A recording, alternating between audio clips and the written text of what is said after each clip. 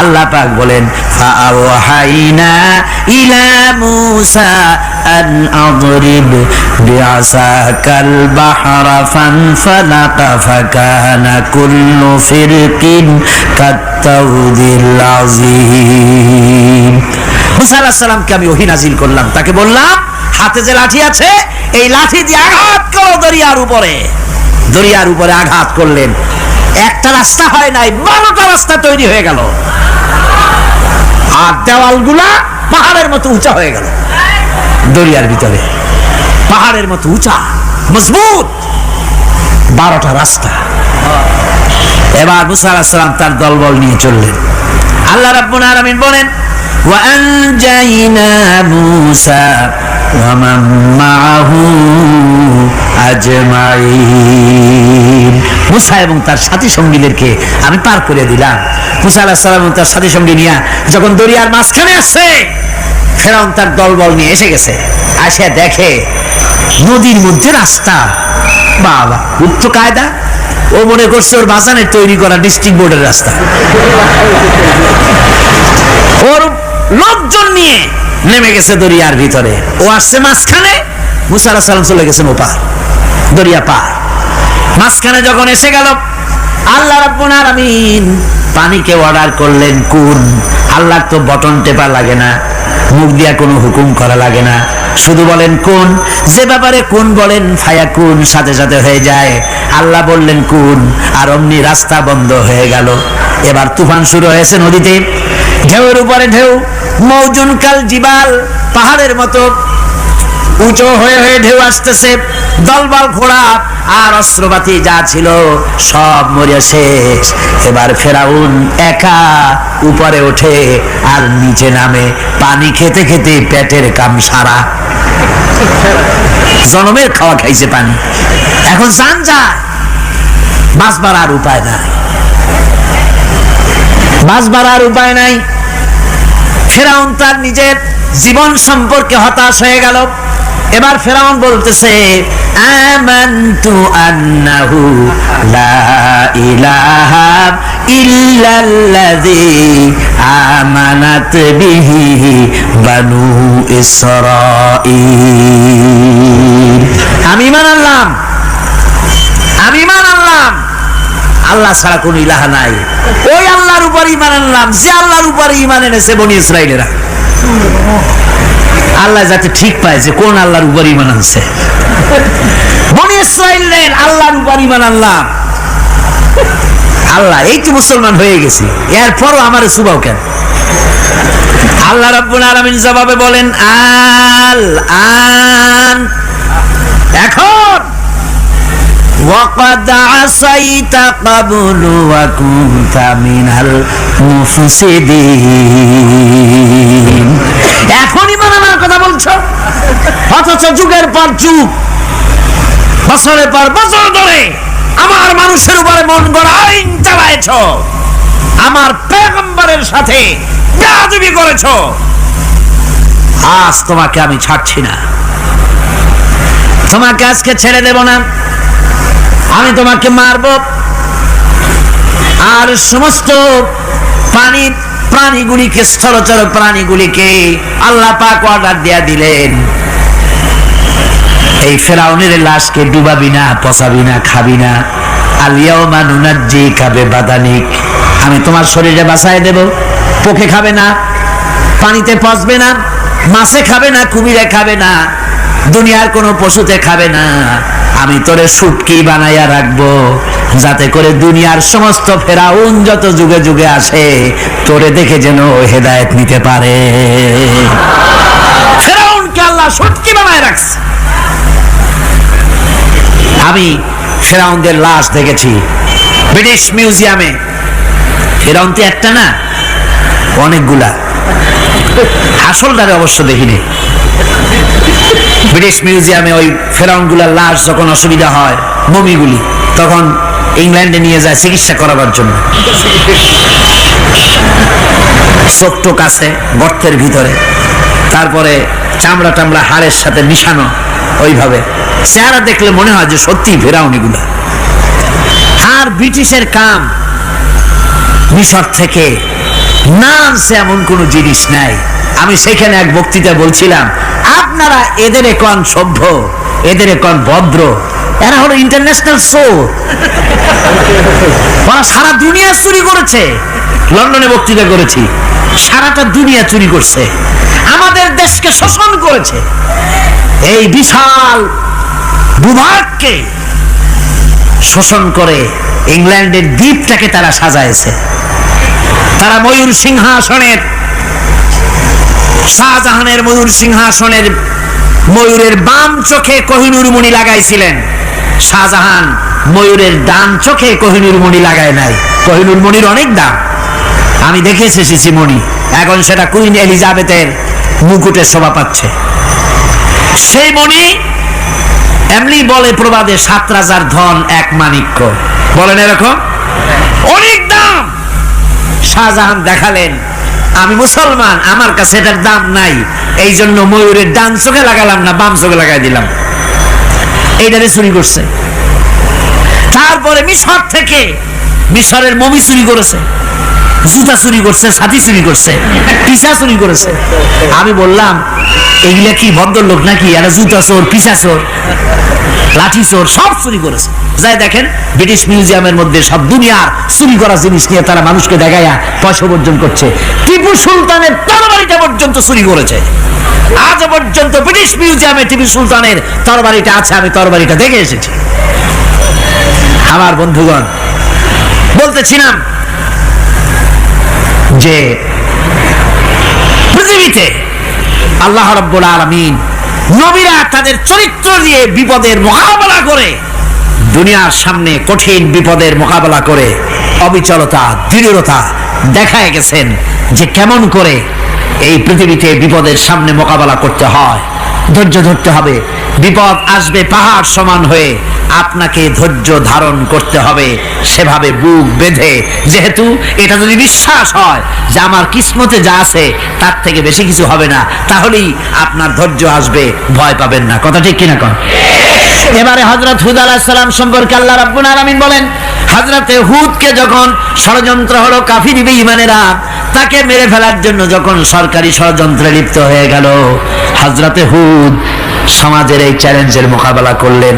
হযরত হুদ বলেন, ফাকিদুনি জামিআন সুম্মা লা তুনজিরুন ইন্নী তাওয়াক্কালতু আলাল্লাহি রাব্বি ওয়া রাব্বিকুম। আমি, তোমরা তোমাদের ষড়যন্ত্র আমার বিরুদ্ধে যত পারো আমার বিরুদ্ধে ষড়যন্ত্র চালাও, এতটুকু আমার অবকাশ দিও না।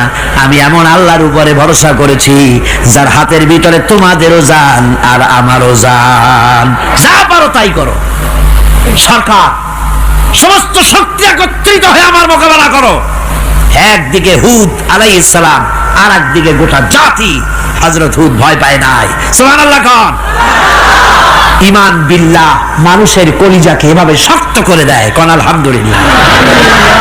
এবারে এই বিপদের, কঠিন বিপদের মোকাবেলা করে আমার রাসূল যে প্রমাণ দিয়া গেলেন, আমার রাসূল যে কঠিন বিপদের মোকাবেলা করলেন, ভাইরা আমার, হিজরতের রাতে সওর পাহাড়ের ভিতরে যখন তিনি আশ্রয় নিলেন, হযরতে আবু বকর সাথে ছিলেন।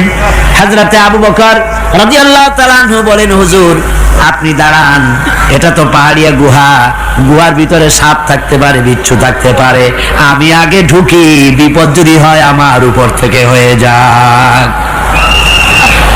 গুহার ভিতরে নেমে গুহা সাফ করলেন।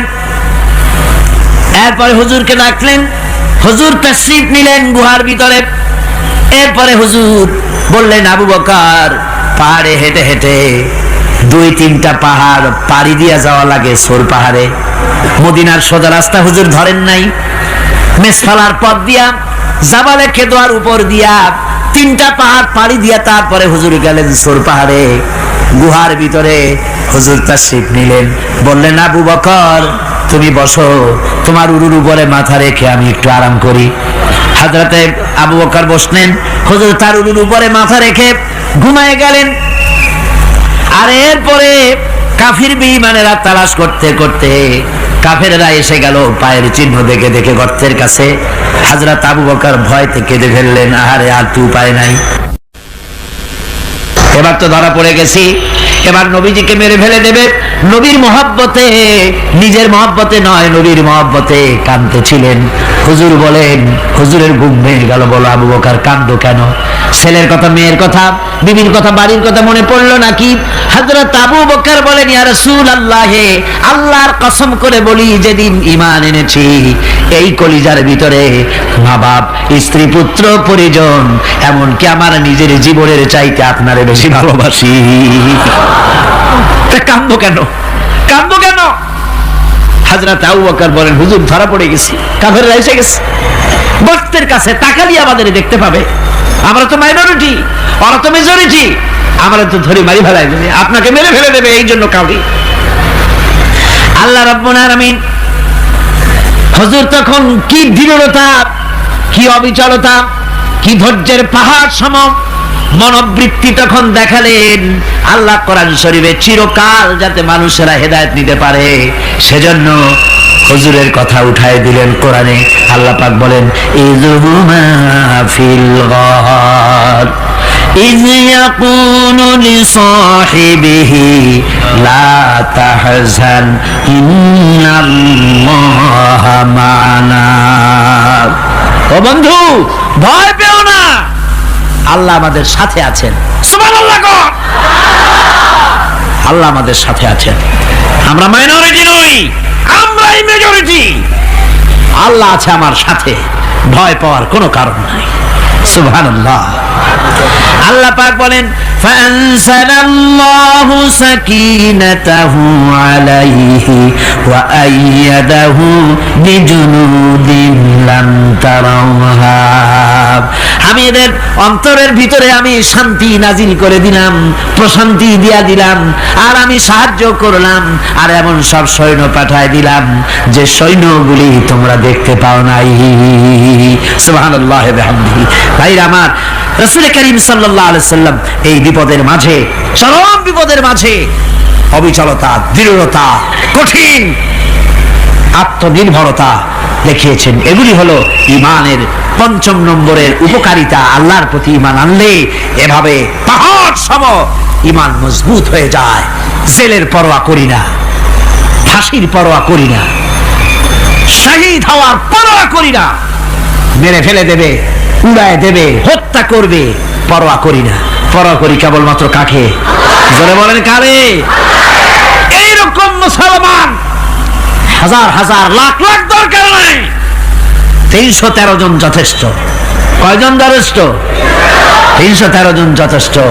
বদরে যারা জান দিয়ে, মাল দিয়ে দ্বীনকে প্রতিষ্ঠিত করেছিলেন, এরকম 313 জনই যথেষ্ট ছিল। আল্লাহর দ্বীনকে কায়েম করার জন্য যদি রক্ত দেওয়া লাগে, তাহলে এই বিশাল জনসমুদ্রকে প্রশ্ন করি, ভয় পাবেন? রক্ত দিতে পারবেন? যদি জেলে যাওয়া লাগে যেতে পারবেন? যদি শহীদ হতে হয় তাও কি পারবেন? এই দৃঢ়তা, এই অবিচলতা, এই ঈমান, এই ধৈর্য শিক্ষা দেয়, এই উপকার করে ঈমান বিল্লাহ। আল্লাহর প্রতি ঈমান আনলে এভাবে পাহাড়ের মতো শক্ত হয়ে যায় কলিজা। কোন আলহামদুলিল্লাহ। হযরত আইয়ুব আলাইহিস সালামের সবরের ঘটনা কোরআনে কারীম তুলে ধরেছে। হযরত আইয়ুব 18টি বছর পর্যন্ত রোগের মধ্যে পড়ে আছেন। এত অসুখ করেছে, এত রোগ, শরীর পচে গিয়েছে, গায়ে পোকা ধরেছে, দুর্গন্ধ হয়ে গিয়েছে, বিবিরা চলে গিয়েছে, ছেলে মেয়ে পাড়ার লোকেরা দূর দূর করে তাড়িয়ে দিয়েছে। এবার জঙ্গলের ভিতরে গিয়ে আশ্রয় নিয়েছেন। এমন অবস্থা হয়েছে, শরীর পচে পচে জিহ্বায় যখন পোকা ধরা শুরু করে দিল, হযরত আইয়ুব আলাইহিস সালাম তখন আল্লাহ রাব্বুল আলামিনের দরবারে এই প্রথমবারের মতো তিনি বললেন, রব্বুল আলামিন, হায় আল্লাহ তাআলা, সমস্ত শরীর জড়জড়া হয়ে গিয়েছে, গায়ে পোকা ধরেছে, আমি কোনো কথা বলি নাই, আমি খামোশ থেকে জিকির আজগার করতেছিলাম। আয় আল্লাহ, এখন দেখি আমার জিহ্বায় পোকা ধরেছে, পোকা ধরা শুরু হয়েছে। আমার জিহ্বাটায় পোকা তুমি দয়া করে দিও না, কারণ আমার জিহ্বায় যদি পোকা হয়ে যায় তাহলে তোমার মতো আল্লাহর জিকির আমি কি দিয়া করব? আমার জিহ্বাটা তুমি দয়া করে ভালো রাখো। কোরআনে কারীম বলছি, وأيوب إذ نادى ربه أني مسني الضر وأنت أرحم الراحمين। স্মরণ করো সেই সময়ের কথা যখন আইয়ুব তার রবকে ডেকে বলেছিল, আমি অসুস্থ আর তুমি তো রহমান রহিম দয়াময়। ভাষাটা দেখেন কি সুন্দর, এর থেকে কি আল্লাহরে আর কিছু বলা লাগে? আল্লাহ পাকের কাছে তিনি বলতেছেন, আল্লাহ আমি তো অসুস্থ, আমি তো অসুখ করেছে আমার, আর তুমি তো দয়াময় রহমান রহিম। এক অন্ধ, ঈদের দিন কত অন্ধই তো আসে খয়রাত করার জন্য, ভিক্ষা করার জন্য, চতুর্দিকে ভিক্ষা করতেছে অন্ধরা। এক অন্ধ ঈদের গেটের কাছে দাঁড়ায় বলতেছে, ভাইরা আজ হচ্ছে ঈদের দিন আর আমি কিছু দেখতে পাচ্ছি না। তে বেশি পয়সা পাইল, মানুষের দিন তার প্রতি আকৃষ্ট হয়ে গেছে। আরে কি কথা, আজ ঈদের দিন, সকলে আনন্দ করছে আর আমি কিছুই দেখতে পাচ্ছি না। সে কিন্তু কিছু চায় নাই। ভাষার ভিতরে, কথা বলার ভিতরে এ ধরনের টেকনিক আছে। হযরত আইয়ুব আলাইহিস সালাম বললেন না যে আল্লাহ আমারে মাফ করে দাও, কষ্টের মধ্যে আছি। তিনি শুধু বলেছেন, রব্বুল আলামিন আমি অসুস্থ হয়ে পড়েছি, আমার অসুখ করেছে, আর তোমার নাম রহমান রহিম। এতটুকু কথা বলেছেন। আল্লাহ রাব্বুল আলামিনের দরজায়, তার দরবারে আইয়ুব আলাইহিস সালামের ডাক চলে গেছে। যায় নাই? কোন অসুবিধা আছে নাকি? কোন অসুবিধা নাই। পানির তলা দিয়া যদি কেউ ডাক দেয়, পাহাড়ের ভিতরে বসে যদি কেউ ডাক দেয়, আল্লাহ রাব্বুল আলামিন তা শুনতে পান। ইউনূস আলাইহিস সালাম মাছের পেটে বসে চিৎকার মেরেছিলেন, লা ইলাহা ইল্লা আনতা সুবহানাকা ইন্নী কুনতু মিনাজ জালিমিন। যিনি বলছিলেন, আয় আল্লাহ তাআলা আমি তোমার প্রশংসা করছি, তুমি ছাড়া উপাস্য নাই, মাবুদ নাই, আমি তোমার পবিত্রতা ঘোষণা করছি, আমি তো জালিমদের অন্তর্ভুক্ত হয়ে গেছি। বাস এতটুকুন কথাই বলেছেন। আল্লাহ পাক বলছেন, ইউনূসের ডাক তো কেউ শোনে নাই, পানির মধ্যে কেউ শোনে নাই, জমিনের কেউ শোনে নাই, মহাশূন্যের কেউ শোনে নাই, কিন্তু মাছের পেটের ভেতরে থেকে, গভীর অতল দরিয়ার তলদেশ থেকে মাছের পেটের ভিতরে বসে আমার ইউনূস যে ডাক দিল, ওই ডাক আমি আরশের মালিক আমি শুনতে পেয়েছি, আর সঙ্গে সঙ্গে জবাব দিয়েছি। ফাস্তাজাবনা লাহু ওয়া নাজ্জাইনাহু মিনাল গাম্মি ওয়া কাযালিকা নুজিল মুমিনিন। ডাকের সাড়া দিলাম, বিপদ দিয়া বাঁচায় দিলাম। শুধু ইউনূসের না, আল্লাহ পাক এ জায়গায় আবার ওয়াদা করলেন, দুনিয়ার যত মুমিন বান্দা আছে তারা যদি কখনো বিপদে পড়ে যায় আর আমারে যদি ডাকে, আমি এইরকম করে বিপদ থেকে বাঁচাইয়া দেব। আইয়ুব আলাইহিস সালাম যখন আল্লাহ রাব্বুল আলামিনের কাছে ফরিয়াদ করলেন, আল্লাহ পাক তখন বলছেন, কোরআনে কারীম বলছে, ফাস্তাজাবনা লাহু فكشفنا ما به من ضر وآتيناه أهله ومثلهم معهم رحمة من عندنا وذكرى للعابدين। আমি আইয়ুবের দোয়া কবুল করে নিলাম, শুধু তার পরিবার বর্গই দিলাম না, বরং আরো কিছু নিয়ামত আমি তাকে দান করে দিলাম। এবং তাই জন্য যেহেতু তারা ছিল আমার অনুগত বান্দা, আমার বাধ্যগত, আমি এই জন্য রহম করেছি, সমস্ত রোগ শোক আমি মাফ করে দিয়েছি। আমাদের সামান্য একটু জ্বর হয়, যদি 2-3 দিন জ্বর হয়েছে, জ্বর ছাড়ে না, বলে যে এত ভালো ভালো কাজ করি তারপর আমার এত জ্বর হওয়া লাগে,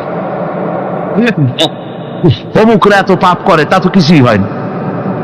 খালি আল্লাহ আমার চোখে দেখলো, আমার বউর অসুখ, আমার অজুমুড়ি ছাড়ি না। ভাইরা, আপনি ঠিক পান না যে কি গুনাহ আপনি করেন।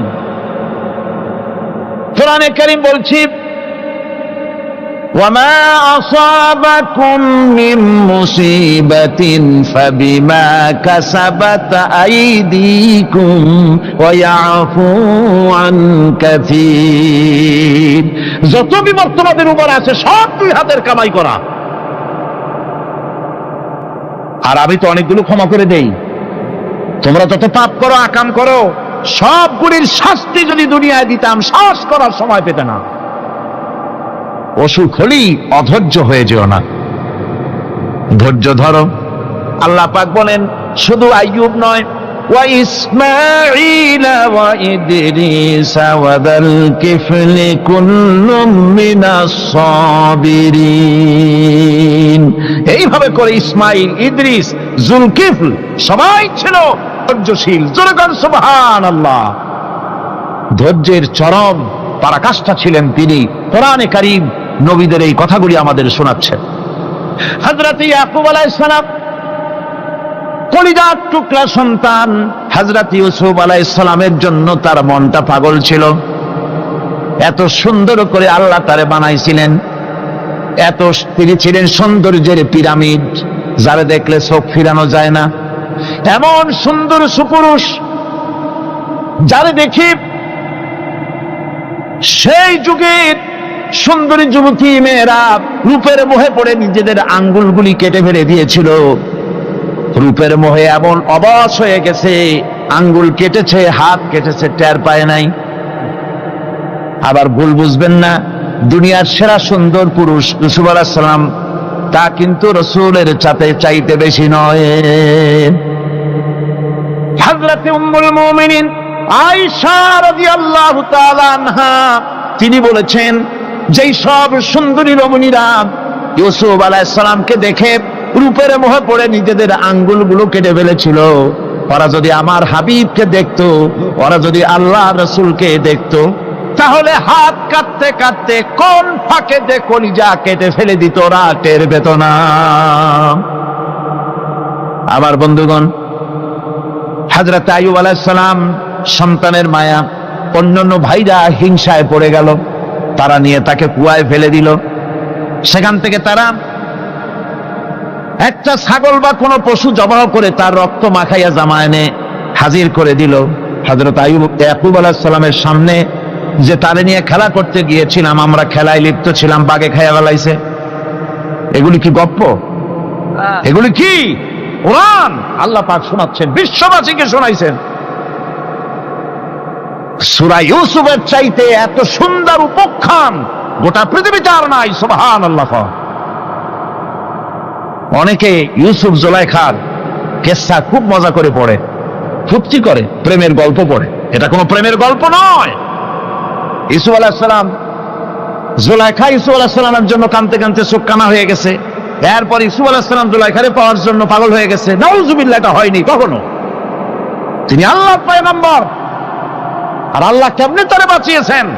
যখন জুলাইখা ঘরের ভিতরে সুন্দর করে যৌন উন্মাদনামূলক চিত্র অঙ্কিত করে ঘরের মধ্যে আটকায় দিয়েছে, তালা লাগায় দিয়েছে, আর নিজে যৌন উদ্দীপক কাপড় চোপড় পরেছে না পরার মতোই। সে যুগের সুন্দরী মেয়ে জুলাইখা। তার কুপ্রবৃত্তিকে চরিতার্থ করার জন্য আহ্বান করা হয়েছে। হযরত ইউসুফ আলাইহিস সালাম লক্ষ্য করে দেখলেন এমন জায়গা, এখান থেকে পালাবার তো পথ নাই, দরজা বন্ধ করে দিয়েছে। তিনি শুধু তখন কেবলমাত্র আল্লাহ রাব্বুল আলামিনকে ভয় করলেন। আল্লাহকে ভয় করে আল্লাহর নাম নিয়ে যখন তালাবদ্ধ দরজার দিকে দৌড় দিয়েছেন, আল্লাহ রাব্বুল আলামিন আপন কুদরতে তালাগুলি খুলে দরজা তার জন্য উন্মুক্ত করে দিলেন। ইউসুফ আলাইহিস সালামকে ফালাই দিয়ে এভাবে করে কাপড় এনে দিল তার সামনে, রক্তমাখা কাপড় পেয়ে হযরত ইয়াকুব আলাইহিস সালাম সন্তানদের মুখে কাহিনী শুনে তিনি কি বললেন? কোরআনে কারীম তা কোট করেছে। তিনি চিক দিলেন না, ফাল দিলেন না, ফিট হয়ে পড়লেন না। তিনি বললেন, কলিজার টুকরা সন্তান, তার মরার খবর শুনেছেন। তিনি বললেন কি? ফাসাবরুন জামিলুন ওয়াল্লাহুল মুস্তাআনু আলা মা তাসিফুন। আমি উত্তম সবর অবলম্বন করব। তোমরা যে কাহিনী রচনা করেছো এর বেলায় আমি আল্লাহর কাছে সাহায্য চাই। আমি উত্তম সবর অবলম্বন করব। আমার ভাইয়েরা, 11 ভাই মনে করেছিল ইউসুফ আলাইহিস সালামকে মরণ কুয়ায় ফালাই দিছি, তারা তো ঠিক পায় নাই এটা মরণ কুয়া না, এটা হচ্ছে একটা সুড়ঙ্গ, যাকে ইংরেজিতে বলে টানেল। এটা এমন একটা সুড়ঙ্গ, ওরা মনে করেছে মরণ কুয়া, কিন্তু আল্লাহ রাব্বুল আলামিন এই কুয়াতে এমন বানালেন, ওরা একদিকে ফালাই দিল মরণ কুয়ায়, এ কুয়ার আর এক মুখ দিয়া আল্লাহ রাব্বুল আলামিন ইউসুফ আলাইহিস সালামকে নিয়ে মিশরের সিংহাসনে বসায়া দিলেন। এটা মরণ কুয়া নয়, এটা রাজ সিংহাসনে বসার সুড়ঙ্গ পথ। ইউসুফ আলাইহিস সালাম আজ প্রেসিডেন্ট, সুবহানাল্লাহ, প্রেসিডেন্ট হয়ে বসে আছেন। ওদিকে কেনানে অভাব লেগে গেছে, সেখানকার মানুষেরা সাহায্য নিতে এসেছে, ওই 11 ভাইও আসছে। হযরত ইউসুফ আলাইহিস সালাম দেখি চিনে ফেলেছে, ওরা কিন্তু তখনও ঠিক পায় নাই। হযরত ইউসুফ আলাইহিস সালাম চিনে ফেলেছেন, এখন কি করা উচিত? সবগুলাকে ঠ্যাং উপরের দিকে উঠাইয়া তারপরে সমানে ধোলাই দেওয়াইতেও স্বাভাবিক ছিল, আমাদের মতো মানুষ হইলে, ঠিক কিনা? ঠিক তো বলবেনি, অভ্যাস তো এটাই। হযরত ইউসুফ আলাইহিস সালাম তাদের সামনে পরিচয় দিলেন। তারা যখন বুঝতে পারলো, লজ্জায় তাদের মাথা হেট হয়ে গেল। হযরত তার এক তো লজ্জা, আর 2 নম্বরের ভয়, জান নিয়া কেনানে কেউ ফিরে যাইতে পারবো না। এখন অবস্থা হয়েছে যে জীবনই যায় নাকি এখানে।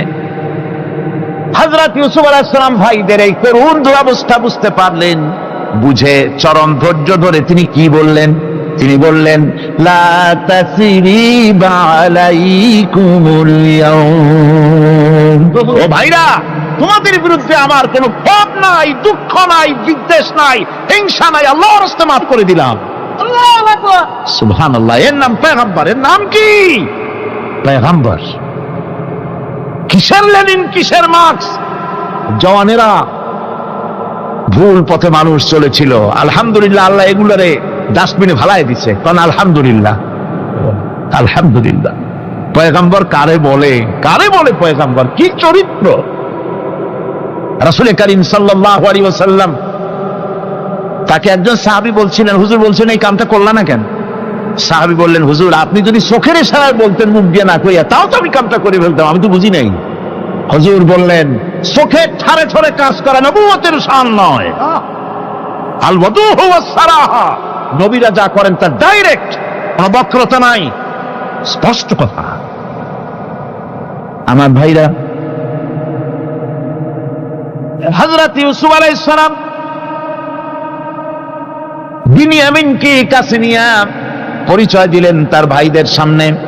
কোরআনে কারীম বলছে, ক্বালা আনা ইউসুফ ওয়া হাদা আখি قد من الله علينا إنه من يتقي ويصبر فإن الله لا يضيع أجر المحسنين। আমি ইউসুফ, আর এই হচ্ছে আমার ভাই। আল্লাহ আমাদের উপর ইহসান করেছেন। প্রকৃতপক্ষে যারা আল্লাহকে ভয় করে এবং সবর এখতিয়ার করে, আল্লাহ এভাবে তাদেরকে, তাদের আমলকে নিষ্ফল হতে দেন না। আমার এই জামাটা নিয়ে যাও। হযরত ইয়াকুব আলাইহিস সালাম, কলিজার টুকরা সন্তান ইউসুফ আলাইহিস সালামের বিরহ যন্ত্রণায় ছেলেকে কতদিন দেখে না, কাঁদতে কাঁদতে চোখ দুটো অন্ধ হয়ে গেছে। মিশর থেকে কেনানের দিকে জামা রওনা হয়েছে। কোথায় মিশর, কোথায় কেনান? জামা যখন রওনা হয়ে গেছে, হযরত ইয়াকুব বলতেছেন, আমি যেন আমার ইউসুফের গন্ধ নাকে পেতেছি। জামা চলে এলো, চোখের উপরে রাখলেন, আল্লাহ রাব্বুল আলামিন তাকে চক্ষুষ্মান বানায়া দিলেন। ভাইরা আমার, পয়গম্বরেরা সবর করে গোটা দুনিয়ার মানুষের সামনে দৃষ্টান্ত সেট করেছেন সবরকারী হন। আমার ভাইরা, হযরত ইব্রাহিম আলাইহিস সালামের কথা আল্লাহ পাক কোরআনে কারিমে বলছেন সবরকারী কয়, দেখো শেখো সবরকারী কয়। আল্লাহ পাক বললেন, ইব্রাহিম তোমার বিবি আর তোমার নবজাতক এই সন্তানকে রেখে আসো মক্কা নগরীতে। তিনি চলে গেলেন, সেখানে ঘর নাই, বাড়ি নাই, কিচ্ছু নাই, চতুর্দিকে ধুধু বালু আর মরুভূমি। হযরতে হাজরা বলছেন, ইব্রাহিম, সামান্য পানি আর খাবার দিয়া আমার সন্তান শুদ্ধ এখানে রেখে যেতেছো, আমি কি অপরাধ করেছি? কোনো জবাব নাই। দুইবার তিনবার বলার পরে হাজরা বলছেন, ইব্রাহিম গো, তবে কি আমার আল্লাহর হুকুম মতো আমারে রেখে যাচ্ছ নাকি? হযরত ইব্রাহিম আকাশের দিকে আঙ্গুল উঁচু করলেন। কথা বলবেন, বাক শক্তি বেরোচ্ছে না। 80 বছর বয়সের সময় একটা বাচ্চা আল্লাহ তারে দিছেন, আর এমন বাচ্চা, পয়গম্বরের ছেলে, কি সুন্দর চেহারা, মরুভূমির উপরে ফালাই দিয়ে রওনা হয়ে যাচ্ছেন। মুখ দিয়া কথা সরছে না, আকাশের দিকে দেখালেন। হযরত হাজরা বুঝতে পারলেন। হযরত হাজরা বলেন, ইব্রাহিম, কোনো চিন্তা নাই, নিশ্চিন্ত মনে বাড়ি ফিরে যাও। আমি আমার আল্লাহর উপরে এতটা ভরসা করি, আল্লাহর হুকুমে যদি আমার এখানে রেখে যেয়ে থাকো, ওই আল্লাহ পাক আমাকে আর আমার কলিজার টুকরা ইসমাইলকে পানিতে আর খাবারে মারবেন না, অবশ্যই তিনি ব্যবস্থা করবেন। ব্যবস্থা হয়ে গেল। হযরত ইসমাইল বড় হয়ে গেলেন। আল্লাহ পাক অর্ডার করলেন, জবাহ করো ছেলেকে। হযরত ইব্রাহিম আলাইহিস সালাম যখন জবাহের প্রস্তাব করলেন, হযরত ইসমাইল তা আপত্তি করতেন, বাবাজি, আমার মায়ের আর আমাকে বাচ্চা অবস্থায় ফেলে গেলেন, খাবার দেন নাই, পরার দেন নাই, বছরের পর বছর আমাদের এখানে কাটলো, দেখতেও আসেন নাই, আজ আসছেন জবাহ দিতে। এটা কেমন কথা? কি ধরনের বাপ আপনি? এরকম বলছে নাকি? এরকম বলছে? হযরত ইব্রাহিম আলাইহিস সালাম প্রস্তাবটা কিভাবে পারলেন? আল্লাহ পাক কোরআনে কারিমে দৃষ্টান্ত রেখে দিয়েছেন। আল্লাহ পাক বলছেন, হযরত ইব্রাহিম ছেলেকে বললেন, ইয়া বুনাইয়া, হে আমার কলিজার টুকরা লাডলা, হে আমার কলিজার টুকরা সন্তান, ইন্নী আরা ফিল মানাম আন্নী আযবাহুক, আমি স্বপ্নে দেখছি আমি যেন তোমাকে জবাহ করতেছি। ফানজুর মাযা তারা, তোমার রায় কি বলো? আমি তো স্বপ্নে দেখছি যে আমি তোমার জবাহ করতেছি, এখন তোমার রায় কি, তোমার মত কি? হযরত ইসমাঈল আলাইহিস সালাম শুনিয়া দিলেন দৌড়, নাকি? না, হযরত ইসমাঈল আলাইহিস সালাম ধৈর্যের প্রতীক। তিনি কি কথা বললেন? তার মুখের কথা কোরআন শরীফে আল্লাহ পাক উঠায় দিলেন। হযরত ইসমাঈল বললেন, ইয়া আবাতি ফাআল মা তু'মারু সাতাজিদুনি ইনশাআল্লাহু মিনাস সাবিরিন, হে আমার পিতা, আপনি যে ব্যাপারে আদিষ্ট হয়েছেন আপনি তা পালন করুন, অবশ্যই আমাকে ধৈর্যধারীদের মধ্যে পাওয়া যাবেন। সুবহানাল্লাহ।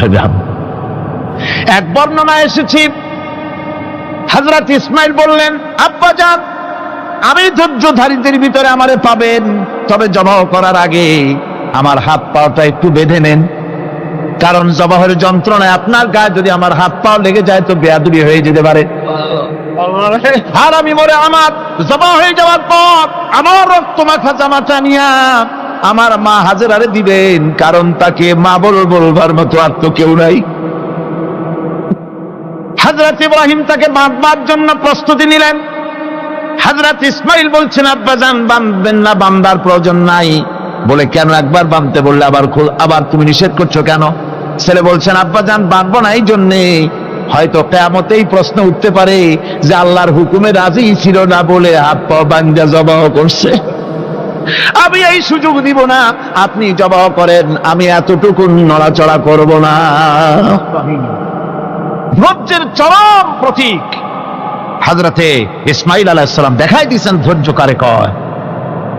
আমার বন্ধুগণ, এই পৃথিবীর সবচাইতে ধৈর্যের বড় প্রতীক হতেছেন ইমামুল মুরসালিন, আশরাফুল আম্বিয়া, সাইয়্যিদুল মুরসালিন, জনাবে মুহাম্মাদুর রাসূলুল্লাহ সাল্লাল্লাহু আলাইহি ওয়াসাল্লাম।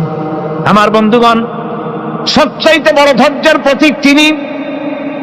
কাউকে একটা গালি দেন নাই জীবনে, কাউকে ঠাট্টা করেন নাই, কাউকে মারেন নাই, কারো মনে দুঃখ দেন নাই। তিনি দুঃখ পেয়েছেন, তিনি কাউকে দুঃখ দেন নাই, তিনি কষ্ট পেয়েছেন, কাউকে কষ্ট দেন নাই।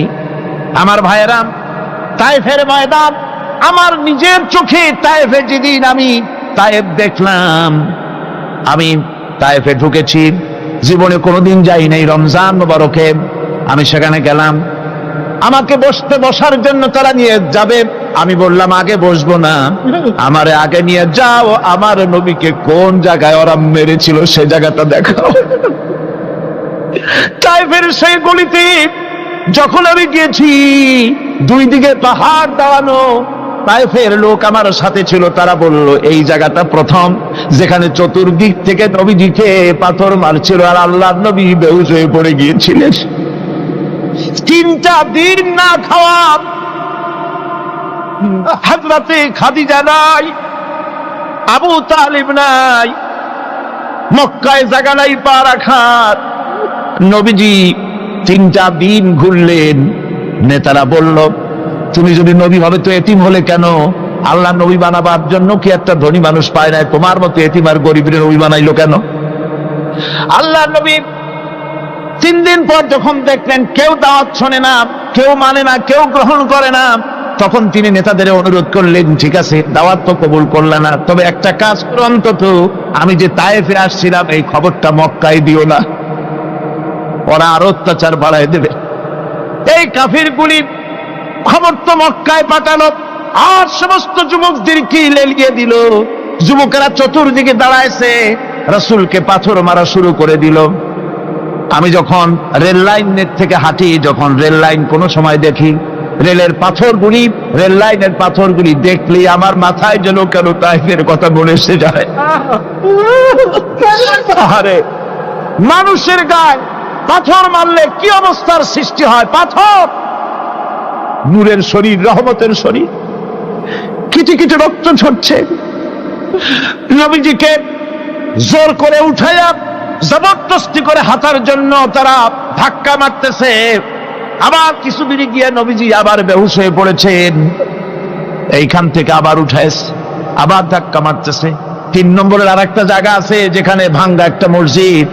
তায়েফের লোকেরা আমাকে বলল এই জায়গাটা হলো শেষ জায়গা যেখানে রাসূল করিম 3য়-বারের মতো বেহুশ হয়েছিলেন, এখানেই হুজুরের রক্ত ঝরেছে বেশি।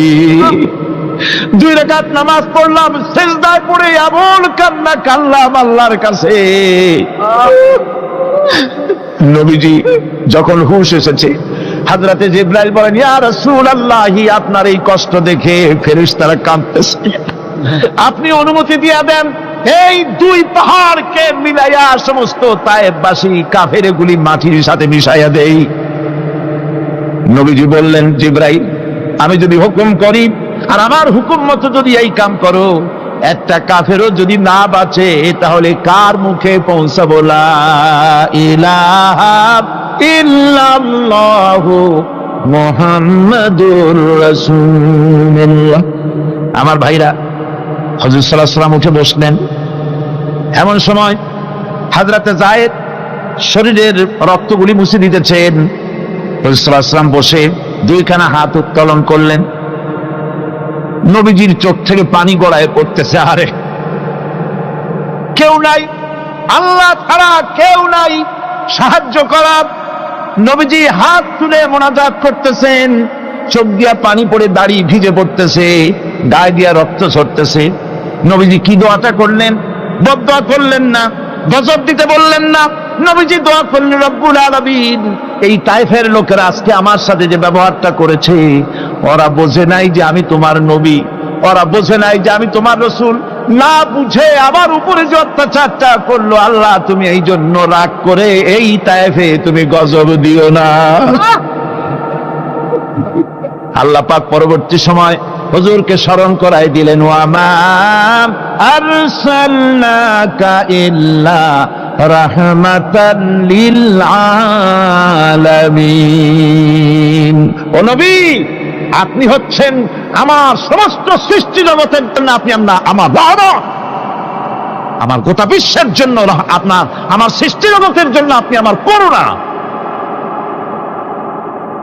একটা রাসূলের এই কষ্ট দেখে বাগান থেকে এক গ্লাস আঙ্গুরের শরবত এনে হাজির করেছে।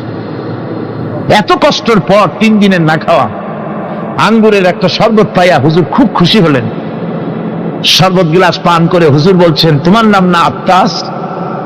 তিনি বলছেন, হ্যাঁ হুজুর আমার নাম আত্তাস। তোমার বাড়ি না ইউনূস আলাইহিস সালামের গ্রামে? বলে, হ্যাঁ আমার বাড়ি সেই গ্রামে। তা আপনি কি করে জানলেন আমার নাম আত্তাস আর আমার বাড়ি ইউনূস আলাইহিস সালামের গ্রামে? আপনি জানলেন কি করে? হুজুর বললেন, আমি নবী, হযরত ইউনূস নবী, একজন নবীর খবর আর একজন নবীর কাছে থাকে। রাসূল করিম সাল্লাল্লাহু আলাইহি ওয়াসাল্লাম সবর ইখতিয়ার করেছিলেন, ধৈর্য অবলম্বন করেছিলেন, আর আল্লাহ পাক তাকে নির্দেশ করেছেন সবর করো। ওয়াত্তাবি' মা ইউহা ইলাইকা ওয়াসবির হাত্তা ইয়াহকুম আল্লাহ। তুমি কেবল সেই জিনিসের অনুসরণ করো যা আমি তোমার প্রতি অবতীর্ণ করেছি। আমি আপনার উপরে যেটা অবতীর্ণ করেছি ওটার অনুসরণ করুন, আর সবর ইখতিয়ার করুন যতক্ষণ না আল্লাহর পক্ষ থেকে চূড়ান্ত ফয়সালা না আসে। ধৈর্য ধরুন, ধৈর্য ধরুন। আমার ভাইরা, কাফেরদের নির্যাতনের মোকাবেলায় আল্লাহ পাক তার হাবিবকে সান্ত্বনা দিয়েছেন। যখন কাফেররা নির্যাতন করতেছে, হারে হযরতে বেলাল নির্যাতিত, হযরতে সুমাইয়া নির্যাতিতা, হযরতে খাব্বাব, হযরতে হুবায়ব, হযরতে আম্মার রিদওয়ানুল্লাহি তাআলা আলাইহিম আজমাইন, এত মার হতেছে।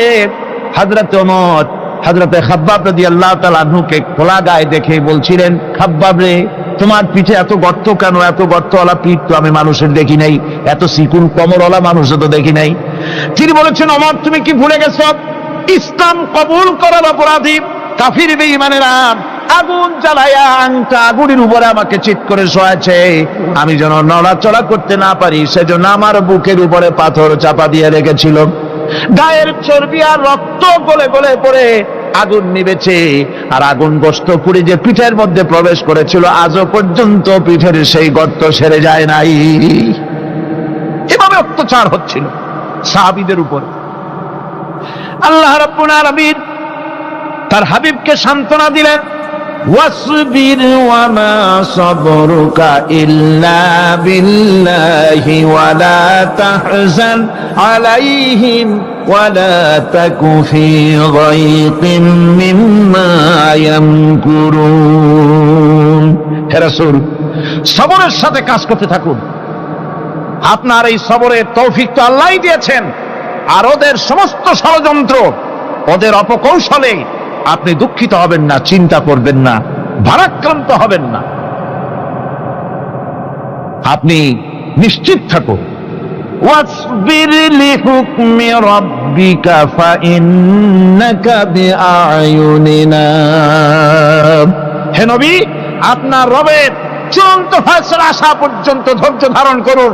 আপনি তো আমার চোখের সামনে। সুবহানাল্লাহ, সুবহানাল্লাহ। গড, আপনি আমার চোখের সামনে। কে আপনাকে কি করবে আমি দেখবো না? সুবহানাল্লাহ। মন্ত্রী যদি, এই সলিমুদ্দিন মার্কা মন্ত্রী যত আছে, এই মন্ত্রীরা যদি ব্যথাতে ভয় কিসের? আমি তোকে দেখছি না? সাহসটা কেমন বাড়ে, কেমন বাড়ে সাহস। আরে কোনো মন্ত্রী ছাতা মাতা না, কোন প্রেসিডেন্ট রাজা বাদশা না, আকাশ আর জমিনের মালিক আমার আল্লাহ রাব্বুল আলামিন বলছেন, হাবিব কোন চিন্তা নাই, আপনি আমার চোখের সামনে। ওরা চায় আপনাকে দুনিয়া থেকে মিটাই দিতে, আর আমি চাই ওয়ারাফানা লাকা যিকরাক, আপনার প্রশংসা তো হবে গোটা বিশ্ব জুড়ে, সর্বত্র ছড়িয়ে যাবে আপনার নাম। সুবহানাল্লাহি বিহামদিহি। আল্লাহ পাক অন্যত্র বলেছেন, ওয়ালাকাদ কুযযিবাত রুসুলুম মিন ক্বাবলিকা ফাসাবারু আলা মা কুযযিবু ওয়া উযু হাত্তা আতাহুম নাসরুনা। হে মুহাম্মদ সাল্লাল্লাহু আলাইহি ওয়াসাল্লাম, আপনার পূর্বে অসংখ্য নবী রাসূল এই পৃথিবীতে আসছে এবং জুলুম আর নির্যাতনের শিকার তারা হয়েছেন। অবশেষে তাদের প্রতি আল্লাহর সাহায্য এসেছে। সুতরাং আপনাকেও ধৈর্য ধারণ করতে হবে। ধৈর্য ছাড়া কোনো পথ নাই, ধৈর্য আপনাকে ধারণ করতেই হবে। আর এই ধৈর্য ধারণ করলে পরে আল্লাহর চূড়ান্ত ফয়সালা আসবে, তখন আল্লাহ পাক মেহেরবানি করবেন। আমার ভাইরা, এই ধৈর্য পৃথিবীর সমস্ত পয়গম্বররা ধৈর্য অবলম্বন করেছেন, কখনো অধৈর্য হন নাই। দিন কায়েমের সংগ্রামে নবী রাসূলগণ দারুণ ভাবে সবর ইখতিয়ার করেছেন। বৃদ্ধবাদীদের সকল রকমের নির্যাতন, অপকৌশল, ষড়যন্ত্র, এই সব কিছু মোকাবেলা করেছেন ধৈর্যের নীতি অবলম্বন করি। কখনো ধৈর্যচ্যুতি তাদের মধ্যে ঘটেনি, বরং আল্লাহ রাব্বুল আলামিন তাদের প্রতি সন্তুষ্ট হয়েছেন।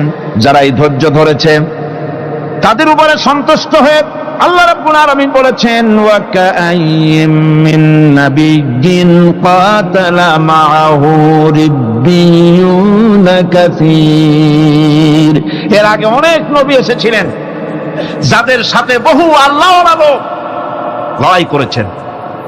فما وهنوا لما أصابهم في سبيل الله وما ضعفوا وما استكانوا। আল্লাহর পথে তাদের উপর যত বিপদ এসেছিল তারা হতাশ হয়ে পড়েন নাই, দুর্বলতা দেখাননি, বাতিলের সামনে মাথা নত করেন। ওয়াল্লাহু ইউহিব্বুস সাবিরিন। আর আল্লাহ পাক ধৈর্যশীল যারা, তাদেরকে আল্লাহ পাক ভালোবাসেন। আমার ভাইরা, ধৈর্যের পরিচয় রাসূল করিম সাল্লাল্লাহু আলাইহি ওয়াসাল্লাম উহুদের ময়দানে যখন আক্রান্ত হয়ে গেলেন, চতুর্দিকে কাফেররা ঘিরে ধরেছে, বাঁচার কোনো পথ নাই। সাহাবায়ে কেরাম রাসূলকে পাহারা দিলেন। যারা রাসূলকে পাহারা দিতে দাঁড়ায়ছেন, জীবন দিয়া পাহারা দিতে দাঁড়ায় গেছে, রাসূলের দিকে মুখ দিয়া, পিঠটা বাইরের দিকে দিয়ে রাসূলকে পাহারা দেওয়া শুরু করেছেন। হুজুরকে পাহারা দিতে যারা দাঁড়িয়েছিলেন, কাফের কর্তৃক নিক্ষিপ্ত কি তীরগুলি এসে যখন বিঁধতেছিল, শুধু একজন সাহাবী হযরত তালহার পিঠের ভিতরে রাসূলকে হেফাজতের জন্য 80টা তীর একজনের পিঠের মধ্যে দিয়ে ঢুকেছে। এক অসতর্ক মুহূর্তে নবীজির দান্দা মোবারক শহীদ হয়ে গেল, শিরস্থান ভেঙে গেল, লোহার কড়া প্রবিষ্ট হয়ে গেল কপালের ভিতরে। হুজুর মাথা ঘুরে পড়ে গেলেন। হযরত আবু উবাইদা রাদিয়াল্লাহু তাআলা আনহু হুজুরের মস্তক মোবারককে করে নিয়ে তারপরে বহু কষ্ট করে মাথা থেকে লোহার কড়া বের করলেন। এবার ওই কড়ার ছিদ্র দিয়ে রক্ত আসতেছে, মুখ দিয়ে রক্ত পড়তেছে, দাড়ি ভিজে যাচ্ছে। বুখারী শরীফে এসেছে, আল্লাহর নবী দুইখানা হাত নিজের চেহারার উপরে মলে আনে টাটকা রক্ত চোখের সামনে দেখে বলছেন, আহারে, এই কওমের ফালাক কি করে হবে, এই কওমের মুক্তি কি করে হবে, এই কওমের নাজাত কি করে হবে, যে কওম তার নবীর চেহারা রক্ত দিয়ে আল্লাহ বানাইয়া দিল। নবীজি বললেন, আল্লাহুম্মা গফিরলি কওমি ফাইন্নাহুম লা ইয়ালামুন। আয় আল্লাহ পাক, আমার এই কওম বুঝতে পারে না, ওদেরকে মাফ করে দাও। খবর ছড়িয়ে গেল নবীজি শহীদ হয়ে গিয়েছেন। খবর ছড়িয়ে গেল চতুর্দিকে, মদিনায় খবর ছড়িয়ে গেল। মানুষ পাগলের মতো দৌড়ানো শুরু করে দিল। এক মেয়ে লোক দৌড়াচ্ছে উহুদের দিকে। কয়েকজন সাহাবীর সঙ্গে দেখা, তারা জিজ্ঞেস করলেন, দৌড়াও কেন? মহিলা, যাও কই? কয়, উহুদের দিকে যেতেছি। কয়, যায় তো কোনো লাভ নাই, যেহেতু তোমার যে স্বামী এসেছিলেন জিহাদের ময়দানে, তিনি তো শহীদ হয়ে গেছেন। মহিলা বলতেছে, কে শহীদ হয়েছে শুনতে চাই না, আগে বলো নবীজি কেমন আছেন। আবার কিছুক্ষণ পর আর কয়েকজনের সঙ্গে দেখা, তারা বলছে, মেয়ে লোক দৌড়াও কই? যাচ্ছি উহুদের দিকে। তারা বলছেন যে কোনো লাভ নাই, তোমার যে দুইটা কলিজার টুকরা সন্তান উহুদে এসেছিল, দুটোই শহীদ হয়ে গেছে। মা বলতেছে, ও সাহাবী, কে শহীদ হয়েছে শুনতে চাই না, তাড়াতাড়ি করে বলো আল্লাহর নবী মুহাম্মদুর রাসূলুল্লাহ সাল্লাল্লাহু আলাইহি ওয়াসাল্লাম কেমন আছেন। দৌড়াতে দৌড়াতে উহুদের মাঠে সাহাবায়ে কেরাম পরিবেষ্টিত। আল্লাহর নবীর কাছে গিয়ে হুজুরের জীবিত চেহারা মোবারকের দিকে তাকায়া মেয়ে লোকটি কাঁদতেছে আর বলতেছে, ইয়া রাসূলুল্লাহ, আমার স্বামী মরা শোক, আমার কলিজার টুকরা দুইটা সন্তান মরা শোক আমার কলিজা থেকে মুছে গেছে। আপনি বেঁচে আছেন, তামাম মুসলমানদের চাইতে বড় সান্ত্বনার নাই। ভাইরা আমার, রাসূল করিম সাল্লাল্লাহু আলাইহি ওয়াসাল্লাম এভাবে করে ধৈর্যের পরিচয় দিয়েছেন। গালাগালি দেন নাই, রাগ করেন নাই, বদদোয়া করেন নাই। সুবহানাল্লাহ কোন সুবহানাল্লাহ। ভাইরা আমার, এই সবর এমন মহান বৈশিষ্ট্য এর মধ্যে রয়েছে, জিহাদের ময়দানে যদি লোক কম হয় আর যদি তাদের মধ্যে সবর থাকে, বেশি সংখ্যক লোকের উপরে আল্লাহ পাক সবরকারীদেরকে বিজয়ী করে দিবেন। কোরআনে কারীমে রব্বুল আলামিন বলেন, কাম মিন ফিয়াতিন কালিলাতিন গালাবাত ফিআতান কাসীরাতাম বিইذনিল্লাহ ওয়াল্লাহু মা'আস সাবিরিন। এমন ঘটনার বহু নজির আছে যে কম সংখ্যক লোকেদের উপরে আল্লাহ পাক, বেশি সংখ্যক লোকেদের উপর আল্লাহ পাক কম সংখ্যক লোকদেরকে জয়ী করে দিয়েছেন। আল্লাহু মা'আস সাবিরিন, আর আল্লাহ আছে ধৈর্যশালীদের সাথে। আল্লাহ আছে কাদের সাথে? দেখেন না বদরের কামটা, বদরের ময়দান, 313 জন মুসলমান, অস্ত্রপাতি নাই, সামান্য সামান্য অস্ত্র, আর কাফেরেরা এসছে হাজারেরও বেশি। আমার বন্ধুগণ, ধৈর্য কত বড় কাম দিল! ধৈর্য ধারণ করেছেন তারা, আল্লাহর উপরে ভরসা করেছেন। আল্লাহ রাব্বুল আলামিন অস্ত্রের কাজ কি দিয়া করায় দিলেন। একজন সাহাবী এসে বলছেন, হুজুর, জিহাদের ময়দান, ইসলামের প্রথম জিহাদ, আমার কাছে তো অস্ত্র নাই, মেহেরবানি করে একটা অস্ত্র আমারে দেন, আমি লাফায় পড়ি জিহাদের মধ্যে। হুজুর বলেন, অস্ত্র তো আমার কাছে নাই, দিবটা কি? সাহাবী বলছেন, হুজুর, অস্ত্র না থাকে যা পারেন তাই দেন, আপনার হাত দিয়ে যা দিবেন আমি দাঁড়ায় থাকতে পারবো না, জিহাদে আমাকে শরীক হতেই হবে। নবীজি কাছে পেলেন একখানা শুকনা খেজুরের ডালখানা তুলে সাহাবীর হাতে তুলে দিলেন। সাহাবী বলেন, রাসূলের হাতের দেওয়া শুকনা খেজুরের ডালটা নিয়ে আমি যখন কাফেরদের ভিড়ের মধ্যে ঝাঁপায় পড়ে যখন শুকনা খেজুরের ডাল দিয়ে আঘাত দিলাম, তখন ধারালো তরবারে দিয়ে আঘাত করলে যে কাম হয়, শুকনা খেজুরের ডালের আঘাতে কাফের দ্বিখণ্ডিত হয়ে জমিনে পড়ে গেল। ভাইরা আমার, আল্লাহ রাব্বুল আলামিন সবর যারা করে, সংখ্যা যদি কম হয়, আল্লাহ পাক তাদেরকে বিজয়ী করে দেবেন, এই ওয়াদা আল্লাহ রাব্বুল আলামিন করেছেন। এই সবরের গুণ ছাড়া জান্নাতেও প্রবেশ করা যাবে না। সবর যদি না থাকে বেহেশতে যাওয়া যাবে না। ভালো করে মনে রাখেন, আল্লাহ পাক বলছেন, আম্মা হাসিবতুম আন তাদখুলুল জান্নাতা ওয়া লাম্মা ইয়া'লামিল্লাহুল্লাযীনা জাহাদু মিনকুম ওয়া ইয়া'লামাস সাবিরিন। তোমরা কি মনে করেছো এমনি বেহেশতে চলে যাবা? এটা কি মামু বাড়ির আবদার নাকি? এমনি বেহেশতে চলে যাবা? অথচ আল্লাহ রাব্বুল আলামিন এখনো দেখেন নেননি যে তোমাদের মধ্যে কারা জিহাদ করতে প্রস্তুত, কারা তোমাদের মধ্যে জিহাদ করে জান দেওয়ার জন্য প্রস্তুত, আর কারা ধৈর্যধারী, এটা তো আল্লাহ এখনো দেখে নেন নাই। সুতরাং হক এবং বাতিলের সংগ্রামে লিপ্ত হতে হবে। আল্লাহ দেখতে চান কারা জীবন দিতে চায়।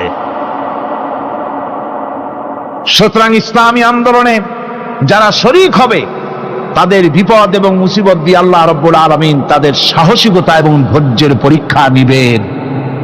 কোরআনে কারীম বলছেন, ওয়ালানাবলুয়ান্নাকুম হাত্তা না'লামাল মুজাহিদিনা মিনকুম ওয়াস-সাবিরিনা ওয়া নাবলুয়া আখবারাকুম। অবশ্যই আমি তোমাদেরকে পরীক্ষার সম্মুখীন করব, আর তোমাদের মধ্যে সত্যিকার মুজাহিদ, দৃঢ়তা অবলম্বনকারী কারা, আমি তা দেখব। এটা যেন আমি দেখে নিতে পারি, সেই জন্য আমি বিপদ এবং মুসিবতের মধ্যে তোমাদের ফেলবো। ধৈর্যধারীদের উপরে আমার রহমত অবশ্যই থাকবে। খবর এমন এক সম্পদ যা ধারণ করলে পরে আল্লাহ রাব্বুল আলামিন রাষ্ট্রীয় ক্ষমতা দান করে দেন। কোন সুবহানাল্লাহ, জোরে কোন সুবহানাল্লাহ। ধৈর্য ধারণ করলে আল্লাহ রাষ্ট্রের মতো বিরাট নিয়ামত আল্লাহ হাতে তুলে দিবেন। তার প্রমাণ কোরআন শরীফ আল্লাহ বলছেন, বনি ইসরাইলরা মিশর থেকে যখন বহিষ্কার হয়ে গেল, তাদের যখন পা রাখার কোনো জায়গা থাকলো না, বনি ইসরাইলরা মিশর থেকে যখন বহিষ্কার হয়ে গেল, এরপরে আল্লাহ পাক তারা যখন ধৈর্য অবলম্বন করলো, আল্লাহ পাক তাদের ব্যাপারে বলছেন ওয়া আওরাসনাল কওমাল্লাযীনা কানু ইউসতাদআফুনা মাশারিকাল আরদি ওয়া মাগারিবা আল্লাতী বারাকনা ফিহা। আর তাদের স্থলে আমি নির্যাতিত লোকদেরকে প্রতিষ্ঠিত করলাম।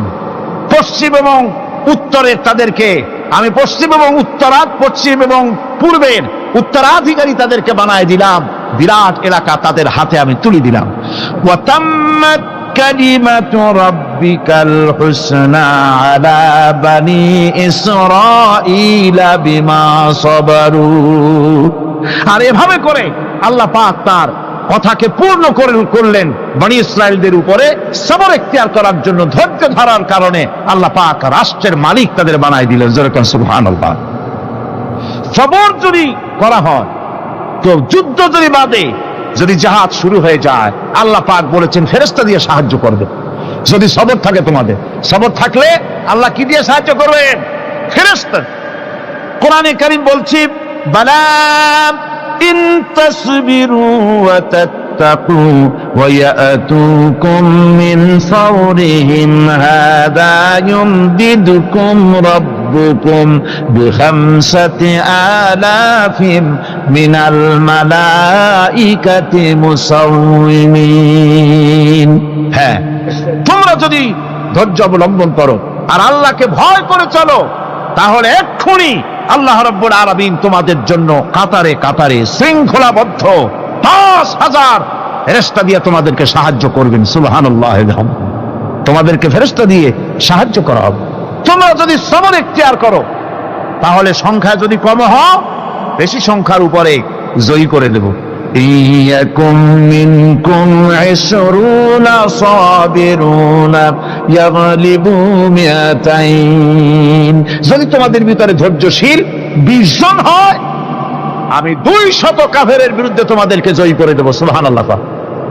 তোমরা যদি হও ধৈর্যশীল 200 কি কয় 20 জন, 200 কাফেরের উপরে তোমরা জয়যুক্ত হয়ে যাবে। আর বিপদ আর মুসিবতে যারা ধৈর্য ধরে তাদের জন্য আল্লাহর পক্ষ থেকে সুসংবাদ। সুসংবাদ কাদের জন্য? ধৈর্যধারীদের জন্য। কোরআনে কারীম বলছে ওয়াবাশশিরিস সাবিরিনাল্লাযীনা ইযা আসাবাতহুম মুসিবাতুন ক্বালু ইন্না লিল্লাহি ওয়া ইন্না ইলাইহি রাজিউন। সুসংবাদ সেই সব ধৈর্যশালীদের জন্য যারা নাকি বিপদ এবং মুসিবতে আসলে যারা বলে, কি বলে? পড়েন আমার সাথে, ইন্না লিল্লাহি ওয়া ইন্না ইলাইহি রাজিউন। এটা শুধু আমাদের লোকেরা কেউ মরলে পড়ে, এটা শুধু মরার সময় নয়, বরং যে কোনো বিপদ আর মুসিবত এলে মোমেন বান্দা যারা, তারা কি পড়বে? ইন্না লিল্লাহি ওয়া ইন্না ইলাইহি রাজিউন। নিশ্চয়ই নিশ্চয়ই আমরা আল্লাহর জন্য এবং আমাদের সকলকেই আল্লাহর কাছে ফিরে যেতে হবে, প্রত্যাবর্তিত হতে হবে। সবরকারীদের জন্য রয়েছে জান্নাতের সুউচ্চ সম্মানের জায়গা। জান্নাতে সবচেয়ে সম্মানজনক জায়গা আল্লাহ রাব্বুল আলামিন ধৈর্যশালীদেরকে দান করবেন। কোরআনে কারীম বলছেন উলাইকা ইউজসাউনাল গুরফাতা বিমা সাবারু ওয়া ইউলাক্কাউনা ফিহা তাহিয়াতাও ওয়া সালামা। এরা হলো সেই সব লোক যাদেরকে প্রদান করা হবে বেহেশতের সুউচ্চ মঞ্জিল, কারণ তারা সবর এখতিয়ার করেছিল, তারা সবর করছিল, এই জন্য বেহেশতের সবচাইতে ভালো জায়গা তাদের দেওয়া হবে। কোন আলহামদুলিল্লাহ, জোরে কোন আলহামদুলিল্লাহ। এবং জান্নাতে সবরকারীদেরকে সম্বর্ধনা দেওয়া হবে, সম্বর্ধনা দেওয়া হবে। খালিদিনা ফিহা হাসনাত মুস্তাকাররান ওয়া মুকামা। চিরদিন তারা জান্নাতের ভেতরে বসবাস করবে এবং কতই না সুন্দর, কতই না উত্তম জায়গা সবরকারীদের জন্য আল্লাহ বেহেশতের মধ্যে রেখে যাবেন। জান্নাতে প্রবেশ করার সাথে সাথে চতুর্দিক থেকে ফেরেশতারা ছুটে আসবে সবরকারীদের জন্য। والملائكة يدخلون عليهم من كل باب চতুর্দিক থেকে ফেরেশতারা তাদেরকে ইস্তেকবাল করবে, কি বলবে? সালামুন আলাইকুম বিমা সাবারতুম ফানি'মা উকবাদ-দার, তোমাদের প্রতি শান্তি বর্ষিত হোক, কারণ তোমরা পৃথিবীতে সবর অবলম্বন করেছিল। কতই না উত্তম জায়গা, কতই না সুন্দর জায়গা আল্লাহ রাব্বুল আলামিন সবরের বিনিময় তোমাদেরকে দান করেছেন। সুতরাং এই সবর হচ্ছে মুসলমানদের জন্য সবচেয়ে বড় নিয়ামত। আজ আমার তো মনে হয় পৃথিবীতে মুসলমানরাই সবচেয়ে বেসবর। ট্রেনে যাবে বসা নিয়ে বেসবর, টিকিট নিয়ে বেসবর, বাসের মধ্যে বেসবর, বাজারে যাবে বেসবর, স্কুলে যাবে বেসবর, যেখানে যান সব জায়গায় আমরা বেশি অধৈর্য, ঠিক কিনা কর? সামান্য সামান্য জিনিস নিয়ে ঝগড়া করা, মারামারি করা, এই হচ্ছে আমাদের ট্র্যাডিশন। ধৈর্য অবলম্বন করতে হবে জীবনের সকল ক্ষেত্রে, এই ধৈর্য আমাদেরকে রক্ষা করতে হবে। এই ধরনের ধৈর্য যদি আমরা অবলম্বন করতে পারি তাহলে আল্লাহ পাক বলছেন উলাইকাল্লাযীনা সাদাকু ওয়া উলাইকা হুমুল মুত্তাকুন, এরাই হলো ঈমানের দাবিতে সত্যবাদী। কোন আলহামদুলিল্লাহ।